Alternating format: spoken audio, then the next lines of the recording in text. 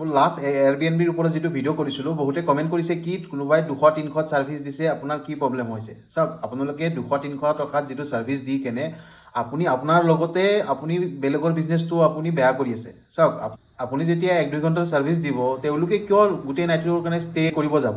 মেক্সিমামে তেতিয়া ষ্টে কৰিব নাযাব, কাৰণ তেওঁলোকে 2 ঘণ্টাত 1-2 ঘণ্টাত যদি কম পইচাতে পাই আছে, কাষ্টমাৰকতো ভুল দিব নোৱাৰোঁ কেতিয়াও। তো তেওঁলোকে যিমান কমত পাব তো তেওঁলোকে যাবই। আপোনালোকে কি কৰিছে, যেতিয়া 2 ঘণ্টাত 1-2 ঘণ্টাত যদি সিহঁতে পাই আছে, কম পইচাত যদি যাব পাৰি আছে, তো এতিয়া সেই লং টাইমৰ কাৰণে যিবিলাক ষ্টে কৰি কেনে বুকিং কৰি আছিলে তো সেইবিলাক কমি যায় আছে। তো তেনেকৈ বিজনেছটো বেয়া কৰি আছে।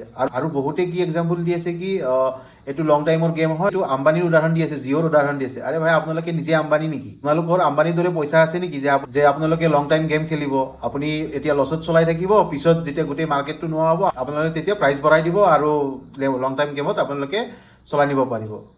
ভাই, এটা লজিক লগাব। আপোনালোকৰ যদি সেই আম্বানী টাইপৰ পইচা থাকিল হয়, আপোনালোকে সেই এয়াৰবিএনবি নুখুলিলে হয়।